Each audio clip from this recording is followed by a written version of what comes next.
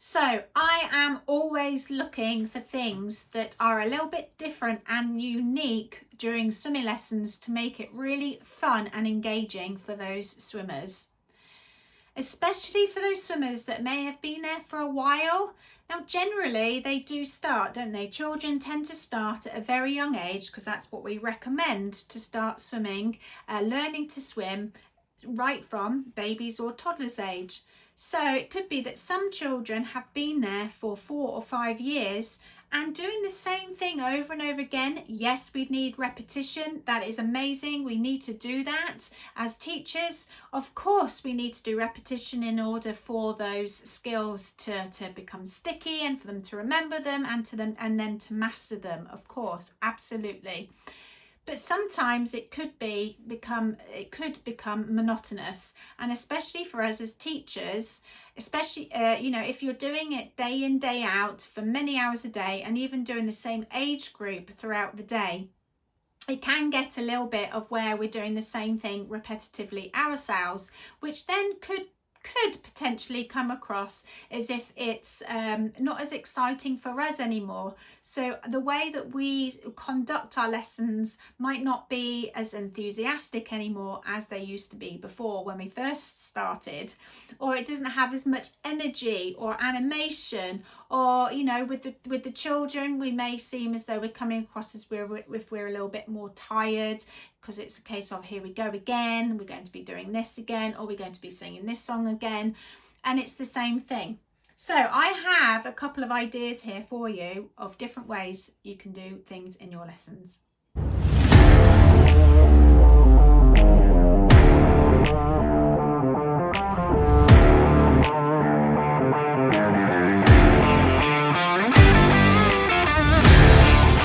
So let's get cracking. It is World Circus Day coming up soon, so I'm going to use this theme as an example for you. And I have a couple of different things here to show you. I'm going to start off with these. So what I have here are some activity cards, and you can make them in small. I just cut these off like this because I was actually in a rush that day, to be honest with you. So I literally just cut them up and took them poolside with me. So they actually do come in a square here, so you could potentially put them in here, which I'll show you in a little bit. Or you could just produce them like this, so that they're just small cards. However, these are poolside with you. And what you can do is either have these up on kickboards of where they know they're doing a sequence of these throughout the lesson. So it could be sequential for your lesson plan, that you've put them in a certain order that they're going to be working through and doing, so they can see it visually of what they're doing and we can read it through. So either you choose the order, or it could be that the children choose the order of what they want to do. Also, what you can do with these activity cards is that you can hold them out to them, and the first child will pick which one it is, and then that's the activity that you're going to be doing as a group together. Then you put that to the side that we've done that, and then the next child then after you've done it, then the next child will then choose what they're going to do. So a couple of different ways of using these activity cards, and this is something of where they're not used to using, they don't know what activities are on there. You can change these activities out, even though you could be doing the same theme, you could be changing out what movement or what skill they're working on. It is also a great way that if it's you're going through assessment stage of day, you could actually then put what skill they're needing to achieve and then do it in some type of fun way, so that that you're ticking the box in your head knowing that they can do it, but then they don't realise that it's assessment day. I remember all those years ago when I was working in a leisure centre, when they tell you that, okay, today or next week and the following week is going to be assessment days for the children. I had a list of things that the children had to achieve, and I just literally went through the list, and the children for that lesson, that's what they did. but nothing wrong in that, I suppose. But why not incorporate it into a fun and fun way that, you know, you're doing still, you know, a great and imaginative type of lesson of where they don't know that they're having assessment. You don't have to tell them. Some children may get nervous knowing that it is assessment day, or it could be that, you know, on that particular day they really they couldn't do any, they wouldn't want to go down and underneath the water to pop and blow their bubbles. But it could be that when you do this way that they may actually do it. So, you know, based on the type of cohort of children that you have, over the years, I've really noticed that children really respond well by doing things like this. So some type of ideas that I've got here is popping like popcorn. You've got, and here you could be going down and doing bubbles and blowing out. Or it could be that they go and get some popcorn, they blow the bubbles back to do that, depending on the skills that you're wanting them to do. It could be that they do their, like I said, go down and under and do, you know, the pops of the popcorn. You can do X amount that you choose to do. It could be that they're a little bit older, so you can do up to 10, or it could be the younger ones, they have to do 5. And so you can add in the amount. Here I've got balancing as, so they're a seal and they're balancing as the ball, so they're pretending to be seals. And they can go and collect a ball if you're going to put balls out, and they're sitting on their noodles doing balance work. It could be with the older ones, they're sitting on a sitting on a kickboard and practicing their balancing, or it could be that they do balance a ball on their heads, or balancing it on the kickboards. So think of some type of balance activity that they can do for that. It could be the next activity here. I've got jumping through the hoop, so you could have a big hoop that you've got to where they're doing their push and glides through the hoop and through. It could be that they're literally from the side, you're holding it out and they're jumping through the hoop and then swimming back underneath.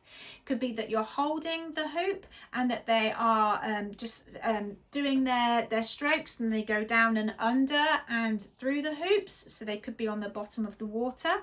So different ways that you can do incorporating hoops. Then I've got here floating like a balloon. So it could be that with the younger ones, they're practicing their floats. It could be with the older ones, they're practicing their flips from floating from their front to the back to their front and so forth. Even for the even older ones, it could be that you could play a game of where they are swimming around, and when you put the card up, then if you put the card up, then they have to go on their backs and float, and then you could say for holding it for 10 balloon counts, and then they move on. So you can add in a little bit of game for that. And then I've got one here of shooting like a cannon.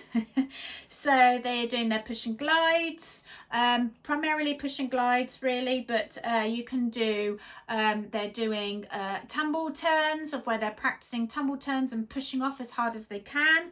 It could be that you are doing it on their backs as well, so on their fronts and then backs. They could be pushing off and turning onto their backs to do their rolls.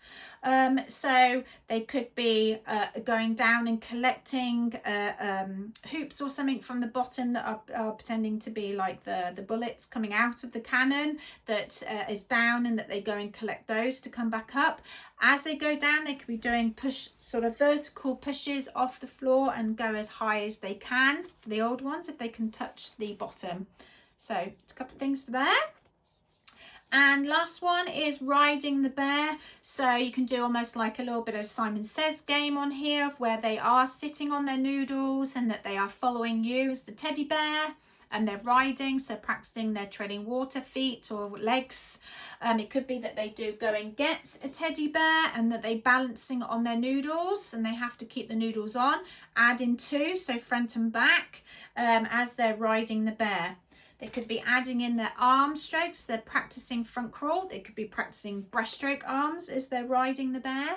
And you could then be adding in a little bit of directional work. And we're riding to the right, so they turn. Oh, we've stopped. They stop.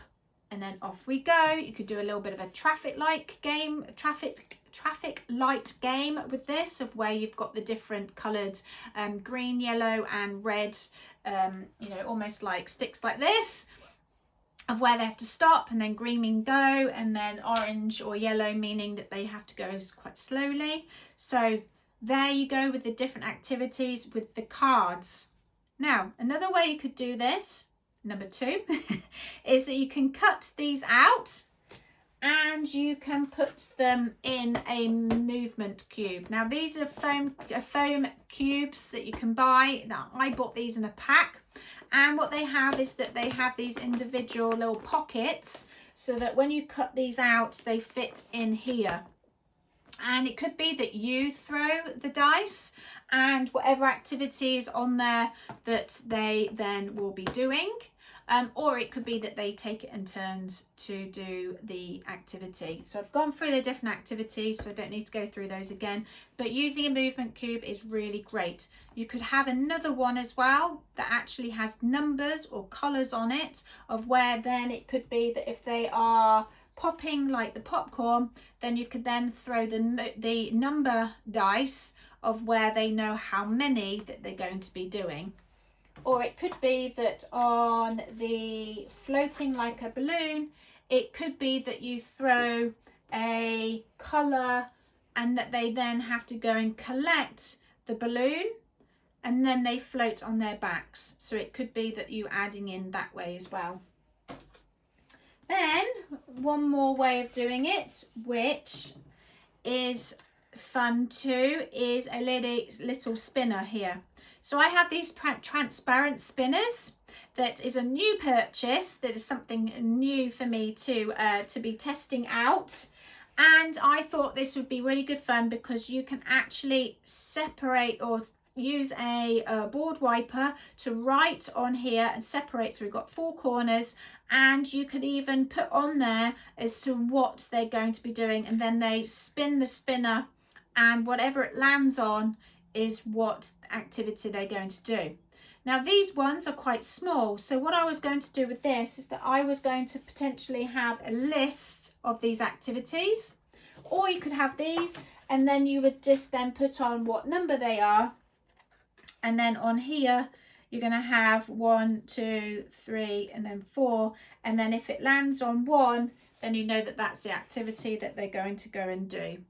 It could be for the older ones that they swim down, they spin what they do, then if it goes onto a specific number, they come down and then come back and see what number it is and what activity that they need to be doing.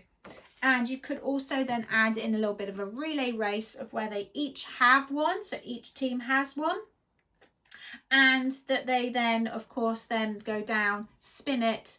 They can have these already next to the spinners. They have a list. They see what they have to do. They have to conduct that activity before they then go back to then tag the next person. So there are some really good ways there of incorporating something that's a little bit different rather than, you know, maybe your traditional way of conducting a swimming lesson.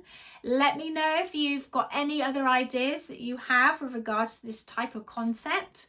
And make sure that if you have enjoyed this video, like it, and if you don't want to miss out on any other videos, make sure you subscribe to this and enjoy looking around the channel to see if there are any other videos for you to get inspired by. Happy splashing and enjoy your swim lessons. See you in the next one.